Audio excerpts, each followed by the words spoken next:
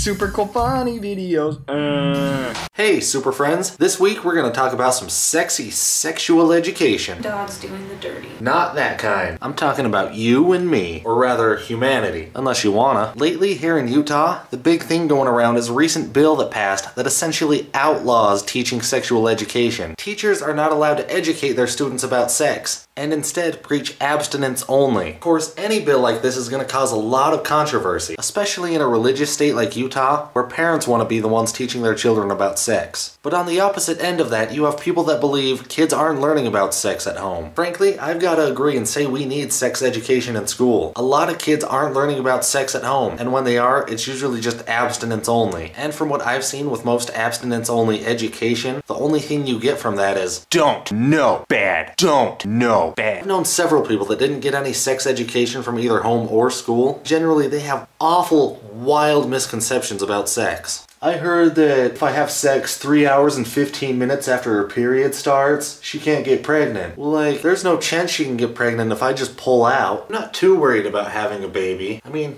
I shower after every time. And I noticed all of those examples included the kids having sex, so that's not really abstinence-only education, right? Pop quiz time! When you tell a kid, or especially a teenager, not to do something, are they A, going to do it anyway, or B, maybe gonna do it anyway? Really? Come on. They're gonna do it anyway. And I can't explain why, but studies have shown that kids who are practicing abstinence only are more likely to have sodomy, because for some reason, oral sex and anal sex doesn't count. This is what's happening. I'm not making this stuff up. Kids have sex. No matter how many times you tell them not to, probably in spite of how many times you told them not to, they're gonna do it. Somebody shared a quote that is apparently from Beverly Hills 90210, but it is the perfect analogy for it. It's like having a swimming pool in your backyard. You can tell your children not to go in it. You can even build a fence around it. But if you know they're gonna find a way into that water, don't you think you ought to teach them how to swim? Kids are having sex, and they're having sex at young ages. So it's my opinion that we need to be teaching them the ins and outs and the dangers of it at an early age. And I know some parents have a different opinion and want more say in their child's life. Great. What's the problem with that? Teach them your beliefs and what you think about sex. If we're only feeding our children one point of view, not trusting them to get all the information and make their own decision, what kind of life do we expect them to lead? Do you want them to only hear one point of view and automatically believe it every time? What's wrong with opening the discussion? Are we that afraid of sex? If we're constantly telling our children that sex is bad, sick, and wrong, how do we expect them to come to us and be open and honest if they experiment? They won't. They're too scared.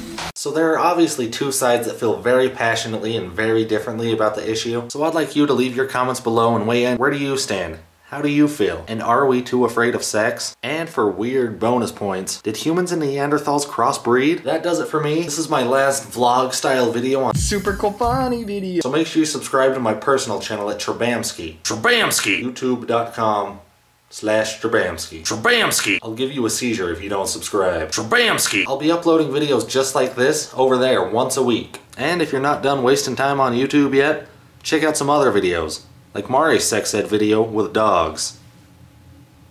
And check out this other unrelated video, The Most Astounding Fact. I just think this one's awesome.